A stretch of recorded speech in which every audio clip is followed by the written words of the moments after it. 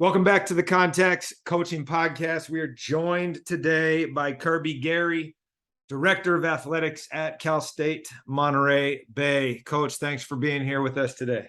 Yeah, thank you. This is great. I appreciate the invite. Been a long time waiting, so here we go. Okay. If you don't mind, if you could take us through your coaching and administrative journey, starting with how did you get into coaching to begin with? What was the process of your first job? And then whatever steps are in between until you've landed here as a Division II 4-year college athletic director. Yeah. Well, I'll try not to go on too long, but I think I would just start with the athletic director job. I think found me more than I found it, and I think working in sports has always been probably my goal or my intention. I grew up in a coaching and teaching family in South Dakota. I'm from Sioux Falls, South Dakota originally. My dad was my high school football coach, taught history. Mom taught English and corrected all my papers in my life. So I grew up in that, loved it, was definitely a gym rat in that sense. And so just grew up around it. So I ended up I was fortunate to go to the University of North Dakota to play football.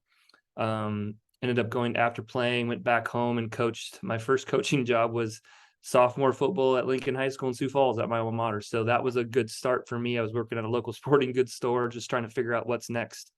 Wanted to coach college, had asked and requested an opportunity to interview for a few GA positions, and it didn't turn out right away. And so took a little bit of time there, ended up at the University of South Dakota as a grad assistant, was in football, and coached running backs, worked in the admissions office, did whatever I could to make it work there. Because again, I really only wanted to be what my dad was. I thought I just wanted to be a head football coach, right? Not just, but that was the thing.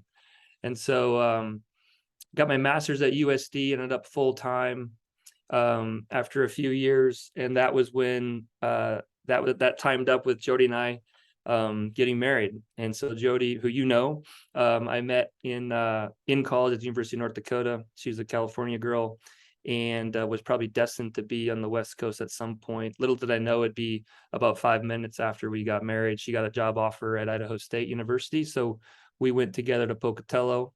That was a long time ago now, but that's when I started in administration, because it was the new AD at the time there, Jim Center, was a former football coach. And we met for about 15 minutes after he had met with Jody. And she said, I don't know what you need to do in talking to me, but maybe you'd hire my husband. We're brand new here and he's snowboarding too much. And so we'd like to find a job. So, I mean, literally I went in and I think he created a job for me. He's a good friend and mentor to this day, but started in administration because as an athlete and coach, even growing up in the high school level and then seeing college, I never thought about what administrators do. I didn't really spend much time on it at all. So I got my feet wet there in Pocatello, working in the Bengal Foundation, working in fundraising, and then transitioned to Washington State University when Jody got a job opportunity there. So, and then when we were there, these operations positions became a thing. And we happened to start our young family in Pullman. So Noah was born. We were trying to figure out how she was going to maintain this recruiting coordinator full-time position in her dream job, coaching at that time, the Pac-10. So they were nice enough to invite me in as an operations person. So I did video editing and handled some events and was kind of a liaison with all the different departments and units within the athletic department there. And so that was my first, a really good training area for kind of seeing whether it's marketing or the business office or compliance or development or game day operations, all that stuff. So I kind of got involved in a little bit of all of it, and really just trying my best to support Jody in her career. And so short story there is we had 2 kids in 4 years in Pullman, and then we started looking for other jobs. I interviewed at the University of Colorado for Jim Center, who had hired me at Idaho State, and I interviewed here at Cal State Monterey Bay almost 16 years ago now, for the former AD at Idaho State, a guy that we had met kind of crossing paths there. So that speaks to the networking thing and the small world thing that we all know so well. So yeah, 16 years. In February it will be, I think, here in the Monterey Bay area. Jody and I moved here with Noah and Ben, and and for a marketing coordinator job. So I was in an assistant role for about 8 years, and so I've spent about 8 years now as the athletic director, and have just been really fortunate to grow up professionally here at a growing university in a fabulous place to raise a family. Feel very fortunate to have got a chance to be an AD, which again, the role found me. I think the longer I was here and working in it, I was like, I really want to do that. And I really want to do it here. I don't know if I want to do it anywhere else. Like, I don't know if I wanted to, pick up and move to somewhere I don't want to live, to be perfectly honest, to do the job. And so much of what Monterey Bay is about spoke to us as a family. So just got lucky, and feel fortunate to be a part again of this kind of what I think is one big opportunity working at Cal State Monterey Bay over the years. So yeah, I don't know if that tells the whole story, but that's the shortest way I can tell the path. It tells enough, and it Okay. sets me up for a follow-up that I Yeah. think is very pertinent to people getting into the business as coaches or as administrators, which is the things you mentioned in your background, trying to be a GA. I ended up doing media coordination and all these, I don't want to call them minor, but they're all very different roles that allow operations to happen with athletics, right? That's right. How would you say going through all those different roles served you for good or for bad when you finally became the AD yourself? Yeah. Great question. I think I really, even, when I think back about those experiences, or even thinking about my professional development journey that I'm currently in, that it means a lot to me through NACTA and different things. I subscribe to the generalist approach. I mean, I subscribe to that idea of knowing a little bit about everything. And I think not knowing it then, right, as a 20-some-year-old mowing the lines as a GA in football, and having to line the fields for camp and make sure all the coolers of sodas or whatever, Gatorades, were in the right spot. But just being a part of a team and being part of an operation, I didn't know it then, and I look at it now as like all of it's important. All of it's important. I mean, how you do small things is how you do everything, right? I mean, I don't mean to sound cliche, but like, if you want to work in sports, I don't care what level, there's a level of work ethic and servanthood or service mentality that you have to have, I think, to be really good, because it's never going to pay enough. Probably, if you try to equate it to hours, and if you love what you do and you're passionate about what you do, you'd never look at it as a job. I don't know if I ever punched in anywhere in terms of, you live it. And so I don't know if I'm answering the question, but I think to be successful, especially in small college athletics, which I would say is not just Division II, I would say Division II, NAIA, junior college. I mean, Division I, the highest levels of Division I's is very much specialized. You can't get around it. But beyond that, a majority of Division I on down, I think the more you know a little bit about everything is going to make you good, and make you marketable if you're looking for jobs, and I think make you good in the job, because that perspective is important. And I think the coaching perspective, I know a lot of ADs that have coaching background or were student athletes.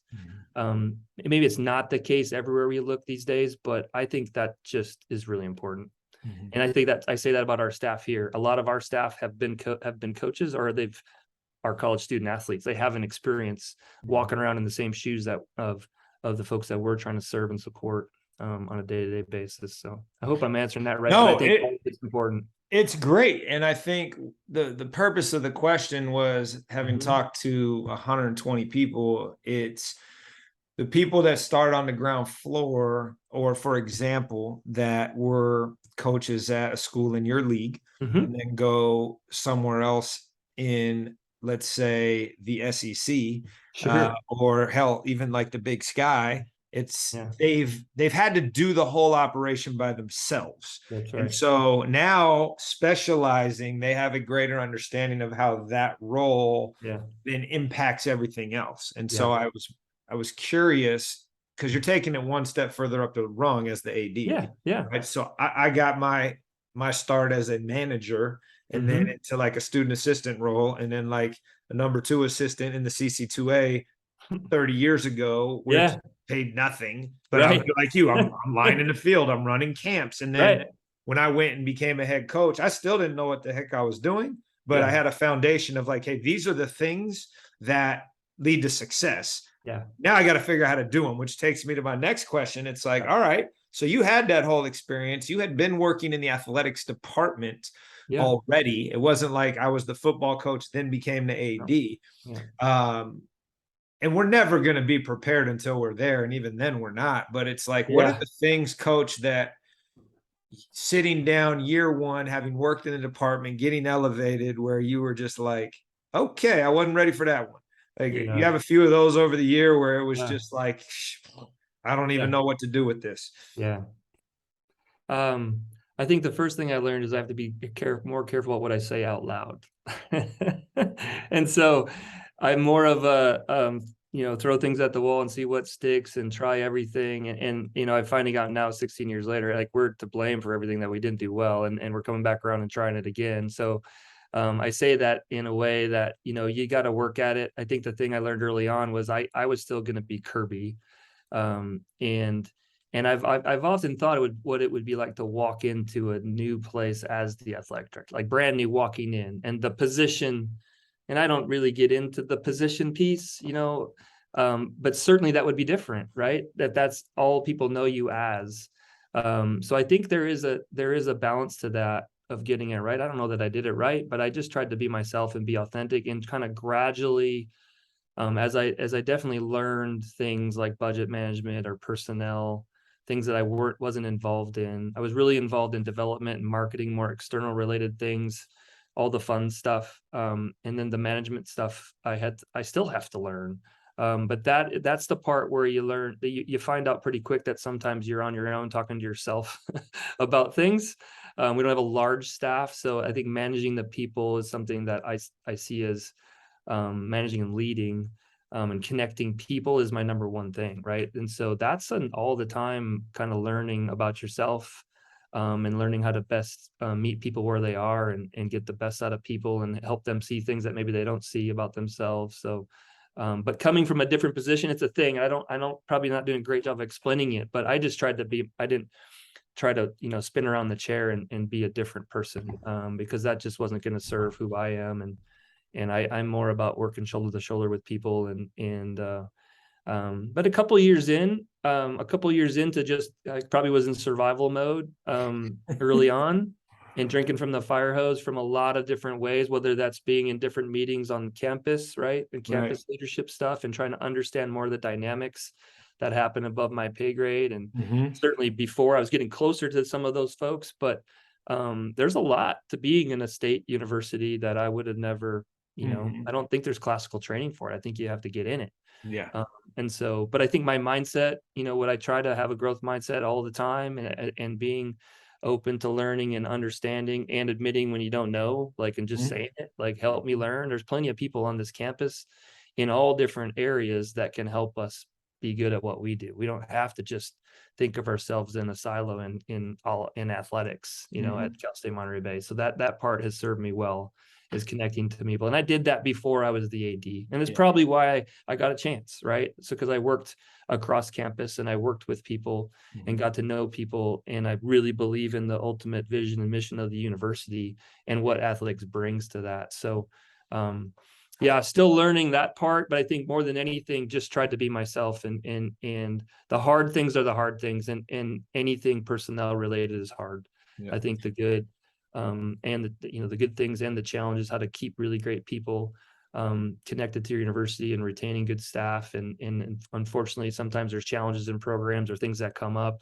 And those are the things that you really don't know they're coming until they're in front of you. And then you just do your best to work through it and keep our students at the center of it, and keep our people at the center of it, and try to do the best for everybody involved. But there's a lot of different parts moving around in the campus of sometimes you have to work through when it comes to personnel, especially, and student athlete things. So, let me ask a follow-up. So you mentioned that often, as you learned to not say as many things out loud, you become this you're your own counselor at some point, because you're not necessarily at the same level with your coaching staff.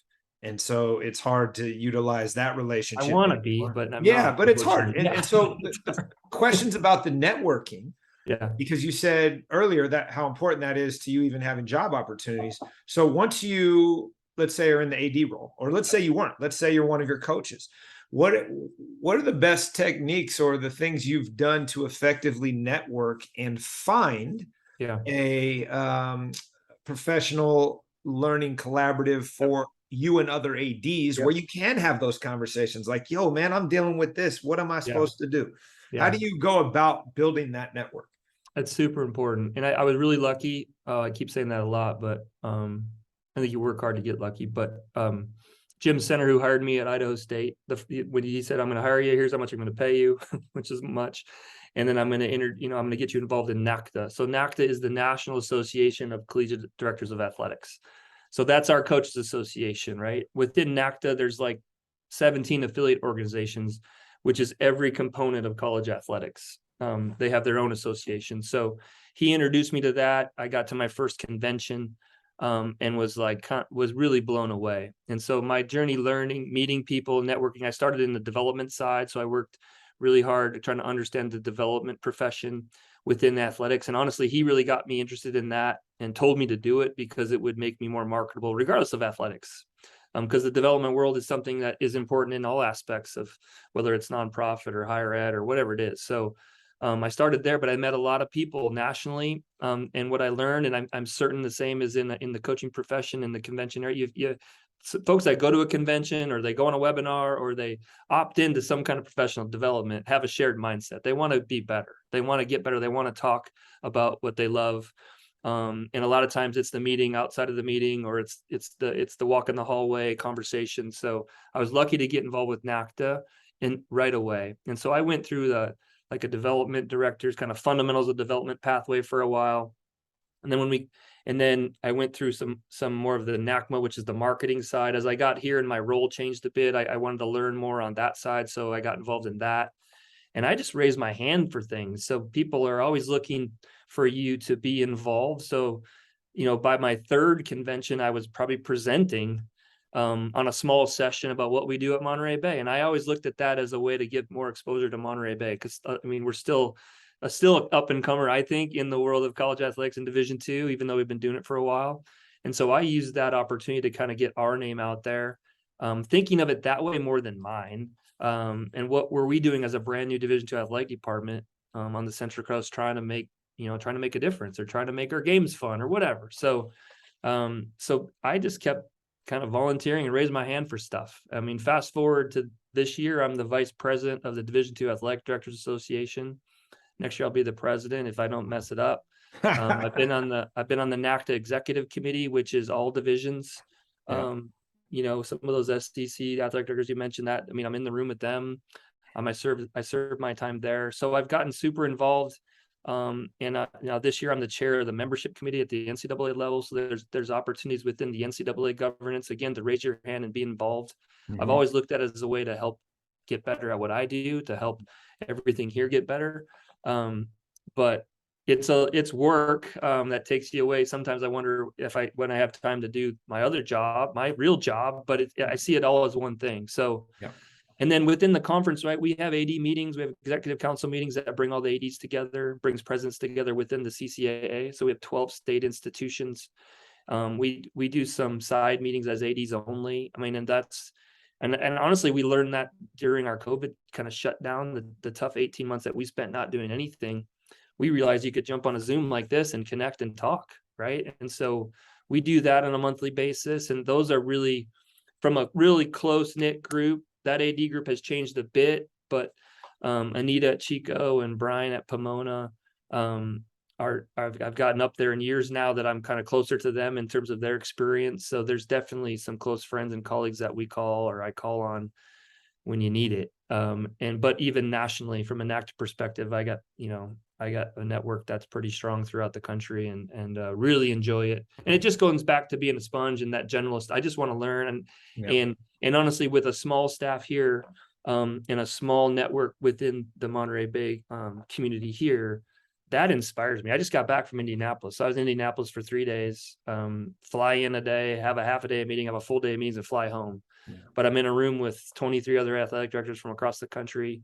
You connect with the vice president of Division II, and you learn about all the stuff that's going on or what's going to happen in Division I. And so I just try to be in on it. Like, if I'm going to do it, I want to be in on it and Yeah. try to make a difference. So No, for sure. And I think that's super good advice for people who are paying attention, that even if you don't have access to association leadership roles like yeah, Coach is describing, there are ways to get involved even at the local level of being a coach, within oh your yeah, league and other deals. I want to go from that and think about coaching coaches now. So as okay, the AD Gene Ashen, who's our local dean yeah, of ADs, when she was yeah, on the pod, she says, my number one job is to be everybody's assistant coach. And I was like, okay, that sounds great. How do cool, you do that? Right. And yeah, so one of the things that I find myself doing is watching practices and seeing what people are doing compared to each other, share those ideas that I feel are sport transferable. yep, I ask questions that I think are outside the box in regards to, like, hey, have you ever thought about X?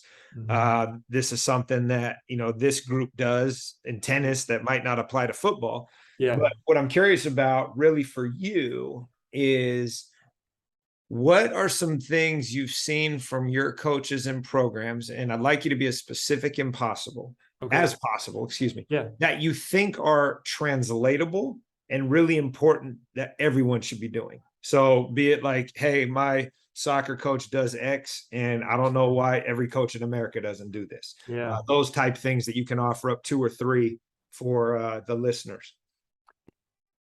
Gosh, I think right now, where we sit right now in the world, and I think the one thing we're doing really good, regardless of sport, is acknowledging where our athletes are on the mental health spectrum, and where they are on a day-to-day basis, checking in with them in whatever way they do it.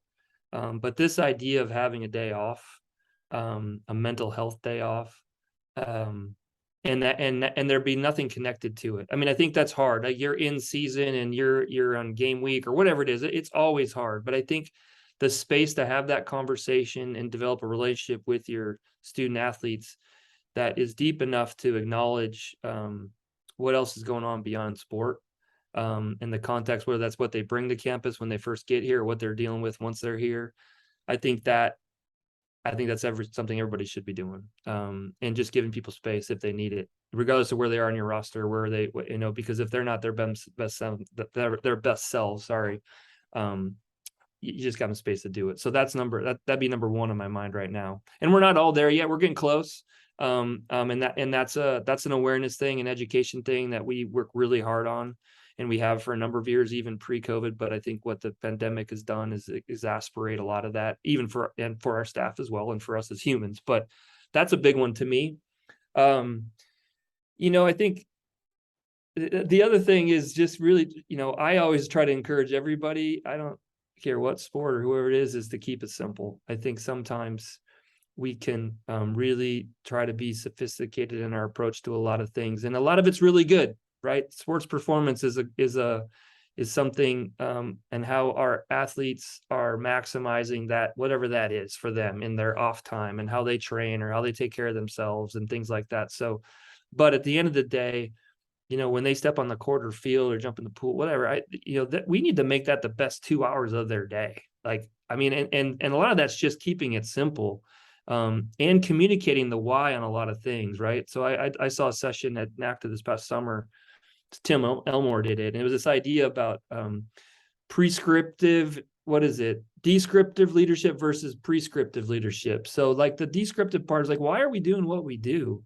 But I think the simplified way of doing everything, I think we've hired really good coaches that are really smart X and O's wise, but the intangibles and the competitive advantages is really in the other stuff, I think, and how you build a team and how much you can connect as a team. And so I think you have to acknowledge people on the individual level. I hope I'm getting to something that matters.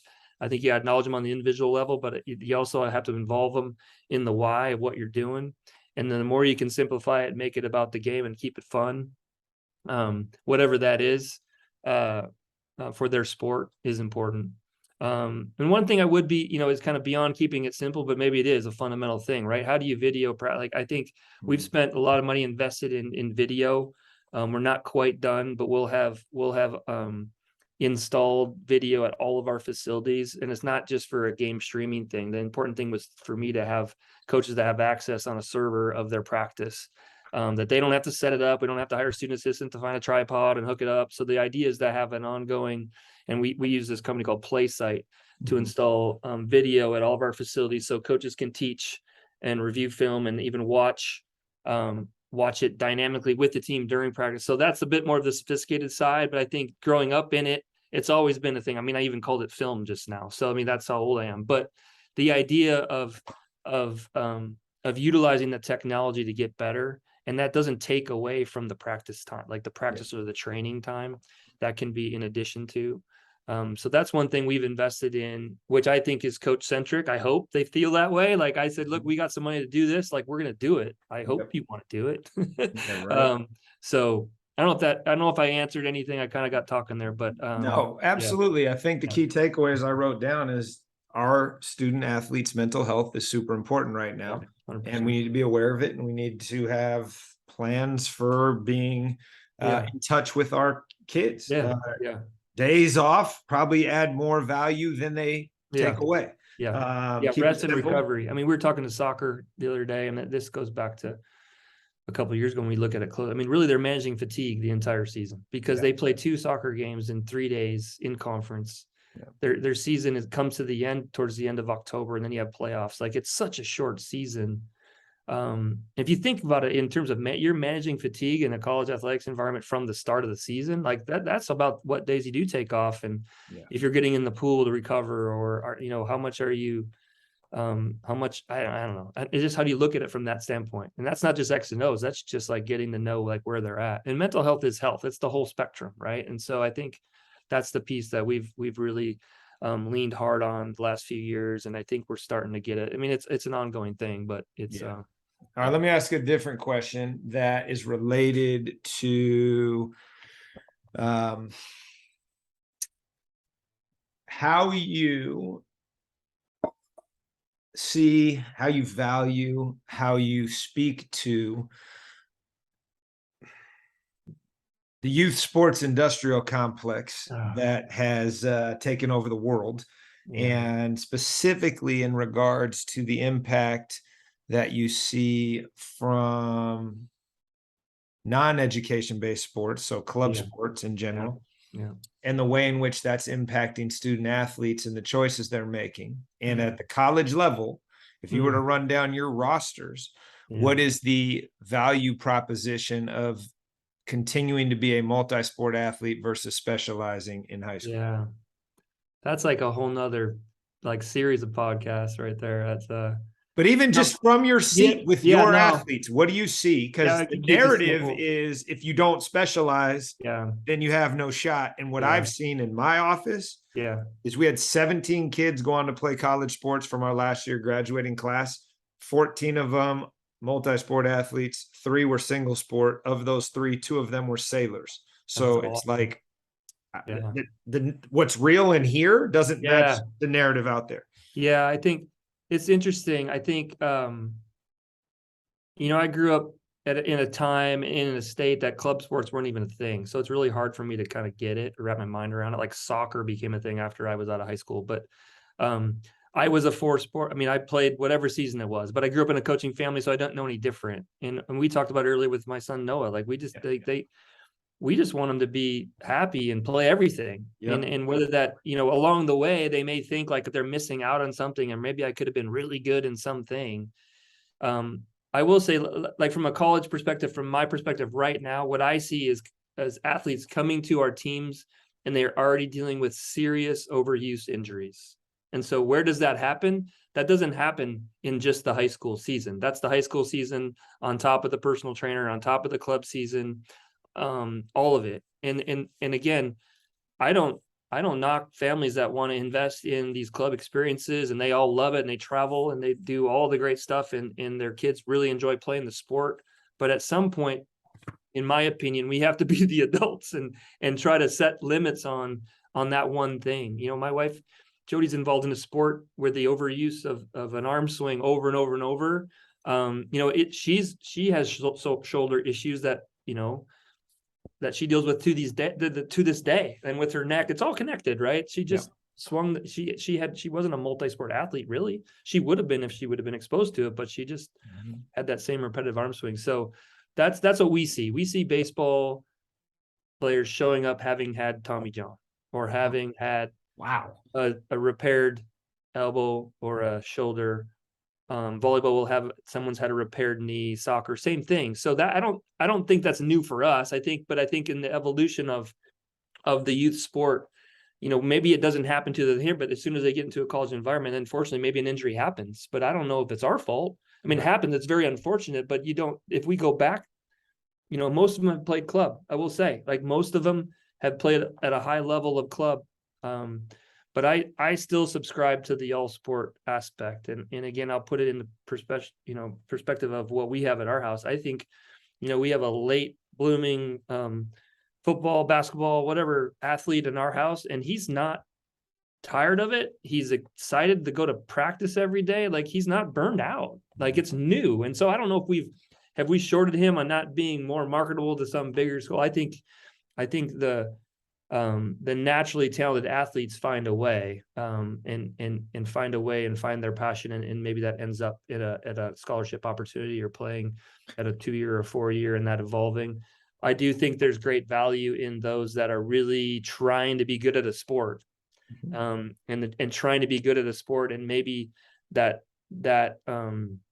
individual attention and personal coaches or club coaches, there's more time to get better in that sport. So I also get that perspective of maybe not the natural athlete, but there's a lot of great examples of people turning themselves into really good athletes, right? And maybe you don't get that by just showing up and playing a season when that season happens. So I acknowledge that, but I think from my perspective, what I worry about is what we deal with is the broken down physical bodies, or even going back to that mental health piece, is the wear and tear over years. And maybe it's just not that important. Like, if you play 5 years in college and you played your whole life, by that 5th year senior or the 4th year senior, or in COVID, we've got a couple extra years on top of that, they're tired.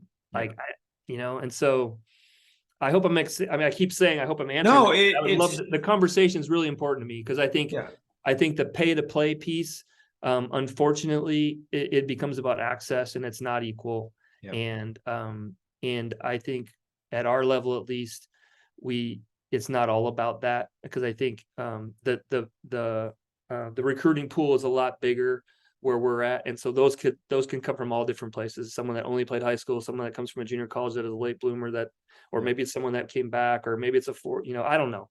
I think that at the highest level, that 1%, that the highest level of Division I athletics is recruiting, that doesn't take long to identify that, right? And then it becomes a whole nother thing. Well, my point on this, Coach, is if you were to look at a kid finishing up a season, right? Let's take volleyball, for example, because Jody coaches that. Yeah. We're in the fall, it's wrapping up, and a kid has an option as a high school student. Hey, I can go play soccer, basketball, or I can go play club volleyball and continue to do that for the rest of the year.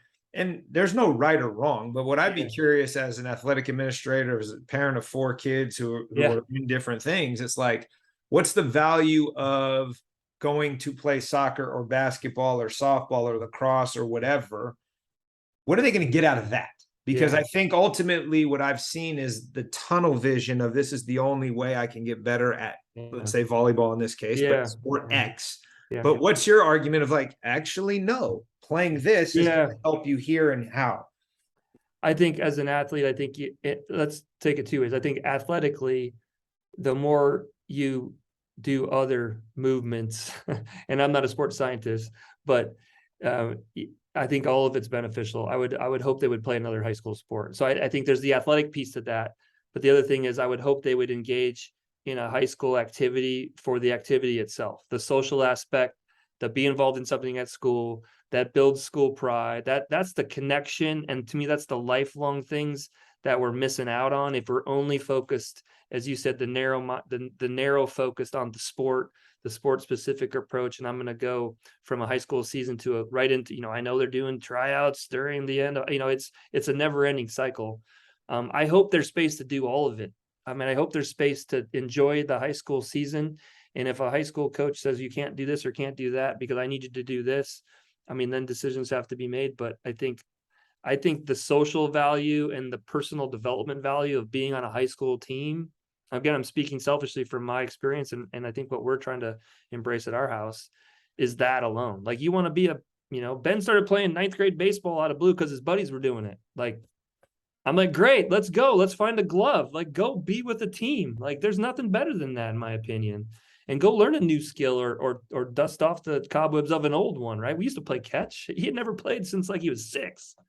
And baseball is kind of a big deal in PG. They love it. So he's having fun. So, I mean, you got to meet your kids where they are, I think. And again, I'm only speaking from that side of things as a parent, but I think from a college athletics perspective, you said it, the numbers don't lie. Like, if you have a bunch of multi-sport athletes that found their way in a sport and signed on to continue playing, the percentages are really low. There's not that many that go play college sports, period. And so, yeah, I mean, the numbers are alarming.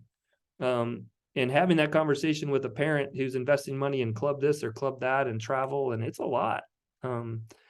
It's a lot. So I place high value on the team and being a part of a high school team or a school team with a coach that's in the building. Like, there's so much that's gold to me.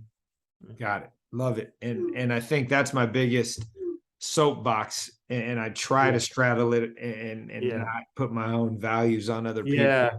And you said at the very start, the numbers don't lie. No. And the overuse injuries are real. Yeah. And how do we message that to make sure that the kids and parents are aware? But also, I think the other thing you said, which was I wrote down, was, hey, be involved in an activity at school for its own sake. Like, be present what that brings you versus like, this is going to deliver me to here. Yeah. Which, again, I don't think is messaged in the outside world. So I think that's super important. I'm going to ask one more question, and then we'll get back to what else we got going on today. And I'm going to ask the question, I'm going to give you context, and then bring it back to that. But it is, what is something that you have most recently changed your mind on? And it doesn't have to be sports. It can be parenting. It can be personal growth. It can be about learning math. Like, I don't really care. You said it earlier, having a growth mindset. And I think often we get caught up in routines and we don't examine our beliefs. And whenever something comes up, like you, I try to keep my mind open and ask questions. And so I'm curious, whatever you can think of right now is something that you changed your mind to, where I used to be over here and now I'm over here, and here's why. This specific reason changed me in my perspective. Gosh, that's a great question. This is going to seem really simple, but I've changed my mind on like the value of my time. So I drive a little electric car that has no range or whatever, and I park at 1.2 miles from the office, charged up while I'm at work.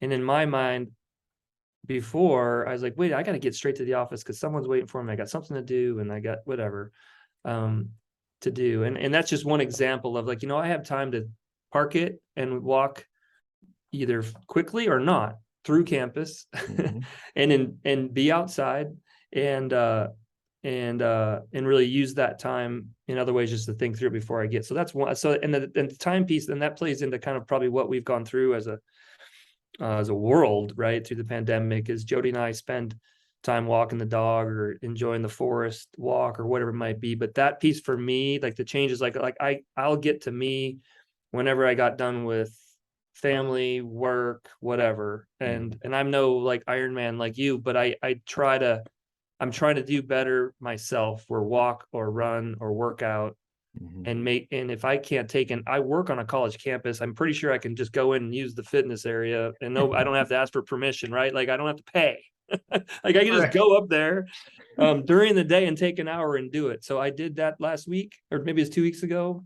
kind of trying to find time. So I haven't figured it all the way out yet, but that has changed for me. Like the value of that, for me to be my best self at home, at work. Yeah, I don't know, that piece of just taking time.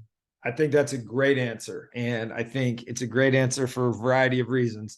Guy I had on 2 weeks ago said he changed his mind on having a backyard because he had never Yeah. had one in his whole life. I love And it. the value of that, right? And Yeah, I yours is want that about, too. yeah, it's Yeah. like I need to take time for myself. And Yeah. in our lives, there's no downtime. Like I No. made a joke the other day. I was talking to one of my colleagues, and it was like, hey, you want to deal with that? No, I'm off the clock right now. And I'm like, no, you're an admin. You're never off the clock. But Yeah.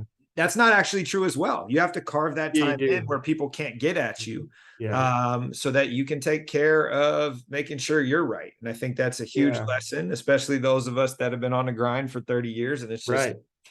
Yeah. Yeah, the you wake value up of and you're almost 50 and you're trying to figure out like what your like cholesterol. I don't know. I'm just trying to sort it out. But yeah, I just need to take and we've done it. I mean, thankful for Jody to, schedule a walk-in on the weekends or both Yep. days. But like to do it here on campus, like that will be a bit of a change. But like the 1 or 2 days I was up there, doing nothing, probably looking foolish, but like even connecting to a couple people, like, what are you doing? Like, I'm gonna work out for an hour. Like, you can find me. I know I'm gonna be here. So I hope that becomes a thing for me, and I think it can help in a lot of ways. Yeah, no, I love Taking that. time, I and love that. and this job, our jobs, coaching, administration. If you're gonna work in sports, it's a lifestyle. Yeah. And you're not gonna equate to being at a soccer match until 11 o'clock at night or basketball, about pick it, what night of the week or whatever you're doing. Right. And so taking time for yourself and not feeling bad about it. Yeah. It's is important. It's important. All right, Coach. Well, I'm gonna let you get back to it. Thanks for being All right. here today. Yeah. Appreciate it. Yeah. Hope I didn't screw it up. Invite me back. It'll be fun.